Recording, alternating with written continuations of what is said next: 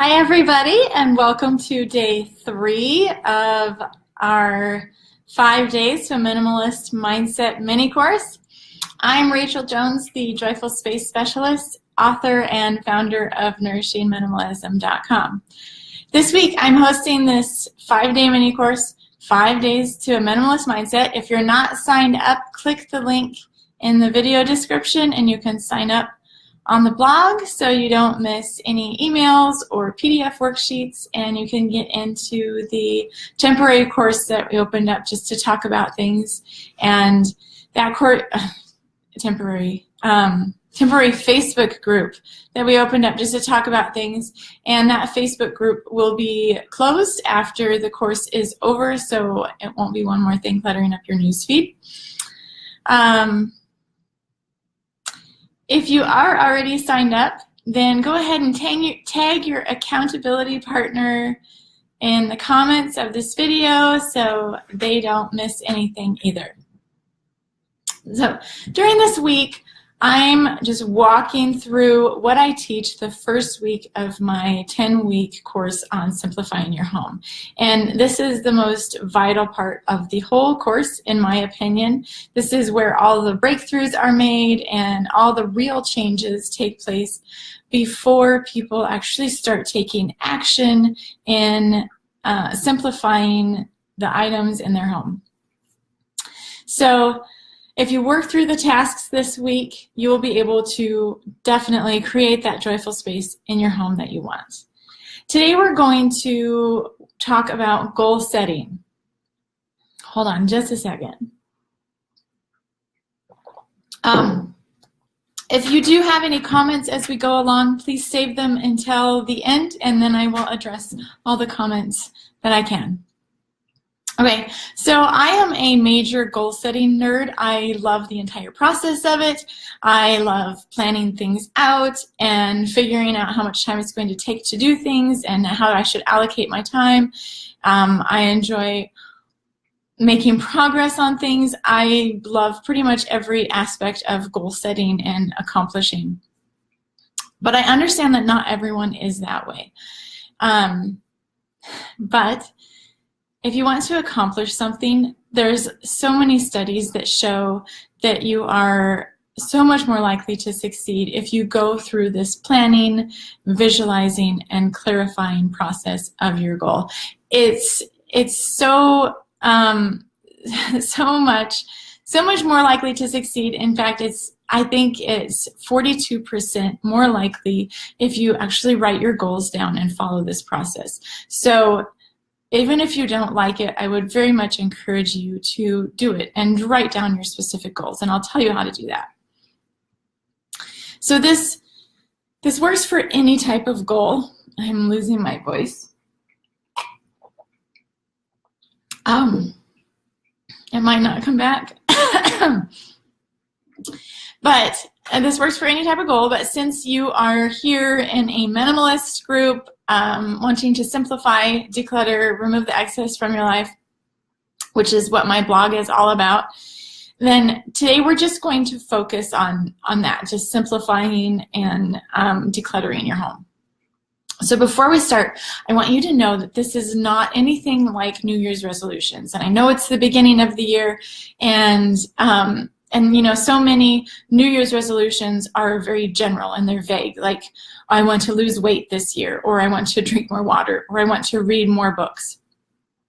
And most of the time they're forgotten about very quickly, you know, within a week or two, and we just go on to living our life like normal. So to make sure that we follow through with these goals, we have to be very specific. Today, I'm going to have you imagine your ideal home and just write out exactly what you want your home to look like. Decide what you're willing to give up to get that home that you want, and set a deadline for yourself, and then create a plan to follow. So once that's done, you'll be able to write out a clear statement about your goal, basically a very concise sentence or mantra that you will need to keep around and remind yourself, and read it in the morning and the evening, and really dwell on it, so you keep that goal in your focus. Some self-help books will say that you need to become obsessed with your goal. It's that intense. It's a very intense focus, lasered in, buckled down, determination to get something done. You can see that focus in Olympic athletes. They know what the goal is, and everything in their life has to align to accomplish that one goal, from their eating habits, their sleeping habits, like all things have to come together and just for the purpose of accomplishing that goal. And that's what this is like. Living in a minimally furnished home means that I have a lot of freedom on my hands, but that is the end result. So until you get there, it's very important to have some serious determination. It's very helpful to have that determination. So think of decluttering and editing the excess from your life as a stage or a step that you have to go through. It's not a destination. We don't always want to be stuck in this decluttering mode. And we don't want a whole group of people that our entire life revolves around how tidy our house is. But for a period of time, that's what it will seem like, and that's okay. If it's like that for this year, that's okay. Allow that to happen. And then next year, you can set new goals about, just involving all the freedom and from the time that you have of what traveling you want to do, what kind of activities you want to do with your family, what kind of volunteer things you want to be involved in, all of that. But you need to save that for after your decluttering is done, you're simplifying, because that's when you will have the freedom to do it. So basically, when you think about, you will think about decluttering and simplifying so much this year that eventually the irritation of the excess will overpower the overwhelm that you have when you look at it. So I know it's challenging when you walk into a room and you think, I need to clean this up. I need to simplify. I simply have too much of everything, and it's very overwhelming, and you don't know where to start. And it's much easier to just go and sit and play phone games, or watch Netflix, or get out of the house and go shopping, or go do things outside the house so you don't even have to look at it. But this year, I want you to focus on simplifying so much that you will get past that overwhelming feeling, and you'll be like, I made a plan, I'm going to stick with it, and I'm going to do this. So when you focus on your clean, clear home, your thoughts will shift from being in that overwhelmed state by clutter to being just empowered to get rid of it. Even if you feel overwhelmed, it's okay. You just take the next step. So think about it. If someone were to threaten you, if they were holding a gun to your head and told you you had to get rid of all your junk within the next 2 weeks, you would find the power to do it. You would make that happen, which means that you can do it right now. You don't need someone threatening you. You know that you have the power within you to get this done. Okay, so now let's talk about setting those goals. I have a worksheet that goes along with this. So if you print it out, if you're on the email list, you can print it out, or you could just pull out a plain piece of paper and write it down. That works. But your goals do need to be written down. Written goals have more power.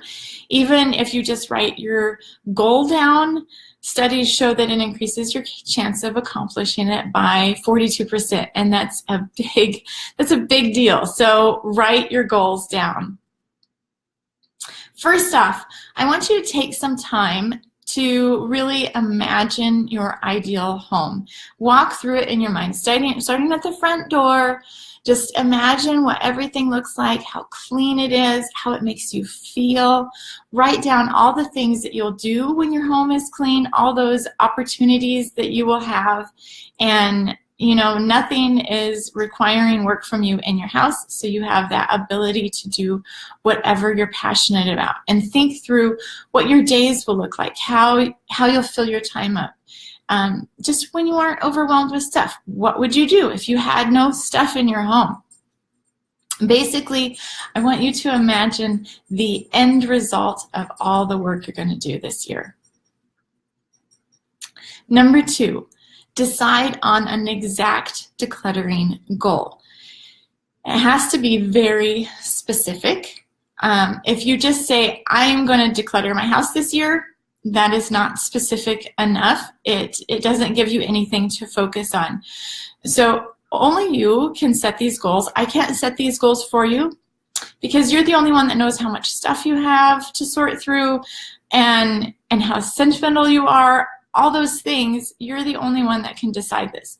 So I would recommend at least one room each month. And put it into your own words, not mine, yours. If you are thinking of your storage room, give yourself more time for that if it's very full. Start with the rooms that are very utilitarian and common areas because they're easier to sort through. They don't have a lot of personal items. So I always recommend starting in the kitchen and take time, go through every single category of the kitchen, and then work on the living room and the dining room and the bathroom, and then move into the bedrooms and save all your sentimental stuff for last. Save your storage room for last because you want to get through all the very easy tasks before you get into the hard tasks. You want to have that confidence of, I already sorted the kitchen. I already got rid of half of the stuff in my living room. I have the ability to do this. So definitely save those sentimental items. An example of a goal would be, I would like to declutter enough in my home so that everything we own has a home. Nothing is left out on the counters, and the closets are organized and easy to find. Easy to find things. So number 3, decide exactly what you're willing to give up to complete this goal. Nothing is free, everything costs, and anything of real value costs us something. It might be time, energy, giving up reading your favorite books, or limiting your screen time. This decluttering is going to take some sacrifice. So write down exactly what you're willing to give up in order to see these goals through. It might look like, I will check Facebook or play phone games after I've spent 30 minutes decluttering every day. And so you use it as a reward instead of a way to procrastinate. Number 4, give yourself a deadline. So look at your calendar, figure out an exact date that you want to have each room completed. Write it down. Mark it on the calendar or program it into your phone to set reminders, like, through the month, whatever you need to remember what your deadline is. And it's just always in the back of your mind. If you're going to have your kitchen cleaned out by January 30th, then write that down. If you're planning to jump on board with my 10-week course, I will just let you know that we won't get done with the kitchen until 1 week into February. So if you're going to follow along with that guidelines,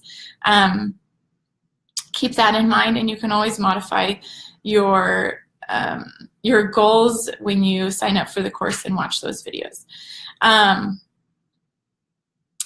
Having that written down and really specific in your mind, like your finish date, your completion date, is going to help you, just push you to complete those tasks, because, well, you need to have it done by this date. And most of us work well with some kind of end, like deadline, and it might help to invite someone over after that deadline, like right after that deadline, so like, I'm going to get this kitchen cleaned up, and then I'm going to have my best friend over for coffee, and we're going to sit and drink coffee and admire my kitchen. Number 5, write down your own concise sentence or mantra that embodies your goal. An example would be, I thrive in a clean, clear environment. Having a clean and organized home gives me energy and fills me with joy. when you're writing this sentence down, it doesn't have to look anything like that example I gave you. It just has to be something that inspires you. One gal that took my course wanted to feel like dancing when she walked into the room. She wanted to have the open space where she could dance around the room when the music was on and feel like doing it because the house was so beautiful. When you write it down, avoid using any negative words. Please do not say, I want a clutter-free home, because the word clutter itself is completely negative. So use positive words to paint that picture in your mind's eye. I have a clean home. I am an organized person. I have time and energy to keep my house clean. You can pull in the truth statements from day one that we worked on. That would be great as well. And then put that where you can see it every day. So you can get up in the morning and you can say to yourself, I am a clean and organized person. I have the energy to do what I need to, and I have created a joyful space to live in, and I am very happy about that. Like, just tell yourself that. Read it in the morning, read it at night, focus on it, and remember what we talked about in day one of what you focus on comes about. So print out that goal setting sheet, write your commitment down, decide what you're willing to give up, give yourself a deadline, and write down a concise sentence or a mantra. Let me know in the comments, if you can, what your mantra is, and tag your accountability partner. And if you are catching this course for the first time, you can sign up for this 5 Days to a Minimalist Mindset mini course. The link is in the video description. And don't worry if you've missed a day, because on Friday I will send a link to a recap page with all the tasks, all the worksheets, all the emails, all the videos hosted on there, so you won't miss a thing. And also make sure that you sign up for the webinar on Saturday. It's always more fun if you can show up live. But if you register, I will send you a replay link, and it will be available to watch for about 5 days. I will let you know in the email when it will expire. So let's see if we have any questions here. You guys can hit me up right now. Hi, Donna from Michigan. Cold. It's warmed up here today. I think we're in the 20s. So, Margot from New Brunswick, Canada. Awesome. Columbus, Ohio. Thank you guys so much for coming and joining me. I'm here enjoying the learning. Awesome. Oh, good. I see some accountability buddies in there. This is great. Good. I'm so glad you love it, and I'm so glad you're getting a lot out of it. This is my favorite week of the course by far. So I know so many people just make major breakthroughs this week. So awesome. Okay, guys. Well, I don't see any questions come up, so please share your concise sentence or mantra. And oh, now the questions come in. That always happens. I need to pause a little bit longer before I get going. Okay, CJ says, if one's desk is piled high with all kinds of things, not just paper, how would one start? So for myself, knowing how I am and how overwhelmed I can get, I would put them in boxes or bags and make a commitment to sort one every day. And you could do it. You could do a quick sort at first, where you just go through and you pull out the things that you know are trash, any junk mail or magazines, whatever it is that don't take any thought, and then have something that is you're able to complete in a sitting. So if your pile needs to be, like that high and only that high, then pile it up that much and then put that in a bag and tie it and set it aside, and then make another pile and put it in another bag. And then as you go through the next week or two, plan on sorting one pile every day. So you break it down into sections that are doable. And when I sort with things that need to be filed, things that need to be dealt with, and things that need to be thrown away, burned, shredded, recycled, whatever. And I personally keep as little as possible.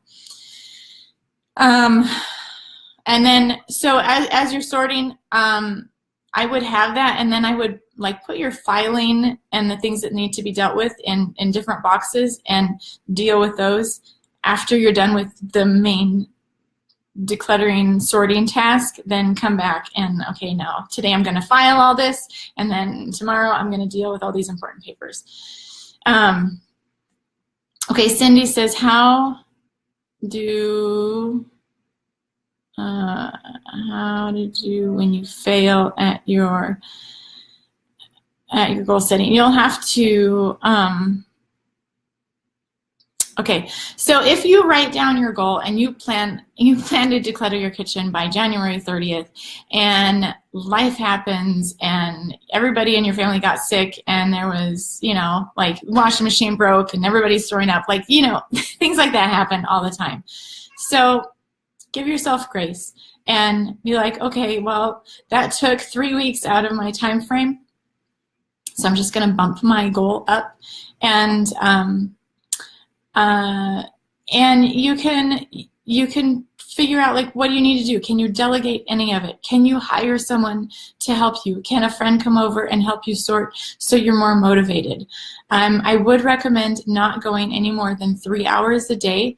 We have a certain amount of decision-making ability, and if you get to the point where you're not making a decision anymore, you're just kind of shuffling things around, then you've used up all your decision-making power for the day, so it's time to just quit and set that aside.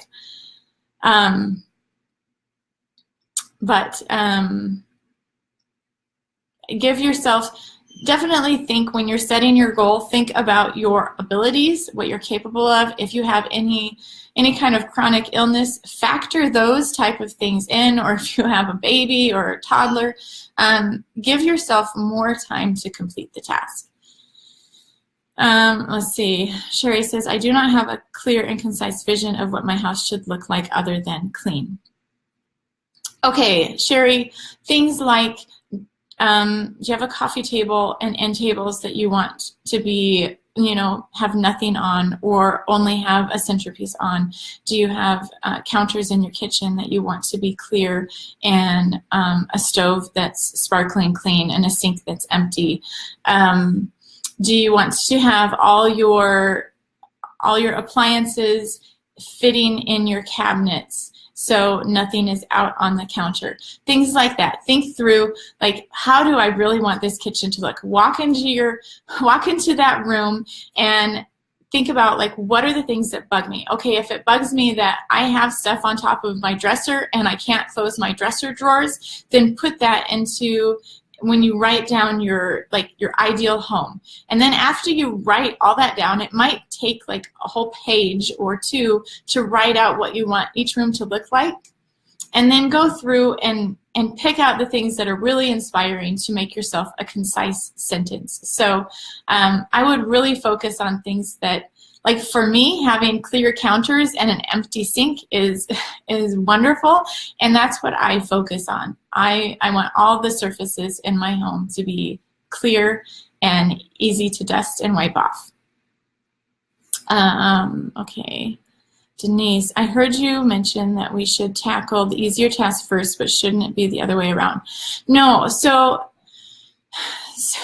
we usually think about the most difficult things. Like when we think about decluttering our home, we think like, oh, I need to sort through my parents' belongings from when they passed away. Like, no, that's very heavy and very challenging. So go for things that are utilitarian and easy. So your kitchen, like, you streamline your kitchen, streamline your living room, and then the house maintains itself. And so it's very easy to keep up on your daily things, your daily washing dishes and doing laundry. And all of that happens very easily because you've streamlined it. And then you can take the time to process through the emotions that are difficult, or go out to the garage or the storage unit and sort through a box, because you know that the rest of your house is going to stay clean and tidy. It's not going to get like bogged down while you're trying to work over in this space. Cindy says, what do you do when you fail at working on your goal? Okay, so I think I addressed that. Thank you for rephrasing that. I know it's hard to type quickly. So, and just give yourself grace. Don't think of it as a failure. And when you're setting your goal, give yourself plenty of margin space so that you have time to get it done. You're not really pushing at it. You know you have only a certain amount of ability and energy and time. So probably think of like a home improvement project. Like you say, like, oh, well, it should only take a weekend, and it ends up being 3 months. So give yourself that margin to work in.